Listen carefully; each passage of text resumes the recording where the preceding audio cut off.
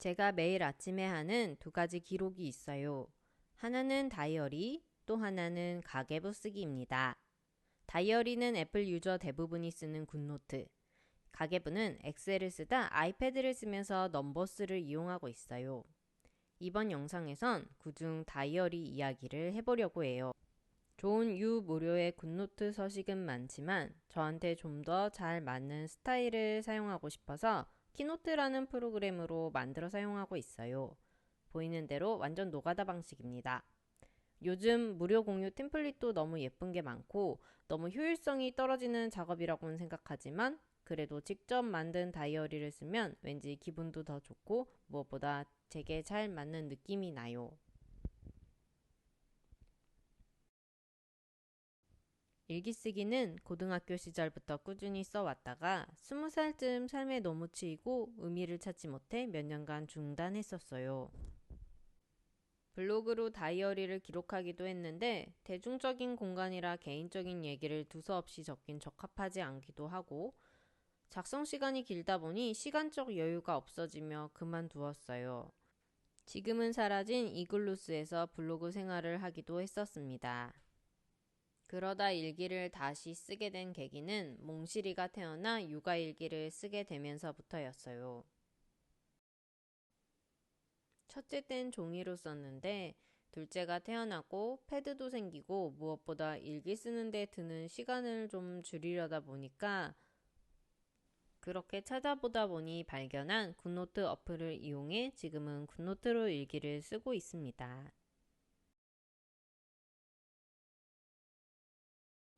일기를 쓰기 전엔 이게 오늘인지 내일인지 가물가물.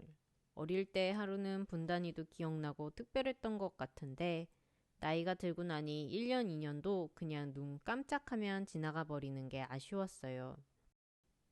육아 일기는 1년간 썼지만 또 아이는 매일 하루가 다르게 자라니 하는 행동도 새로운 말도 늘어가는 게 아쉽기도 했고요.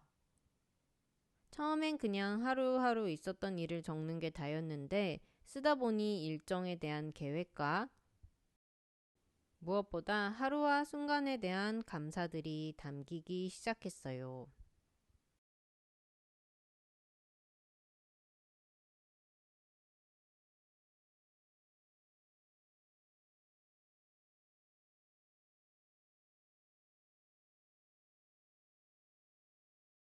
이를테면 새벽 기상을 하며 스스로에 대한 기특함과 아침 하늘의 아름다움에 대한 감동과 감사 같은 것들이요.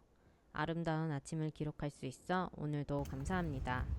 매일 반복되는 산책의 기록과 함께 쌓이는 몽구와의 추억, 그리고 계절이 지나는 하나하나의 느낌까지, 그리고 최근 링 채우는 재미가 있는 운동의 기록까지. 바쁘면 물론 못 쓰는 날도 있지만 다시 시작된 기록하는 삶도 벌써 2년이 넘어가네요. 사실 이런 영상도 하루 기록의 확장이네요. 저의 기록은 이렇게 확장되어 가고 있습니다. 매일이 반복인, 어쩌면 보잘것없는 평범한 삶이지만 그래도 나만의 특별함과 가치를 찾고 싶었어요. 2025년도 다이어리를 완성했습니다.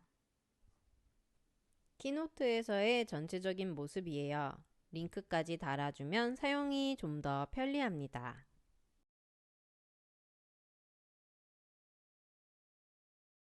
내보내기 기능으로 굿노트로 보내주면 됩니다.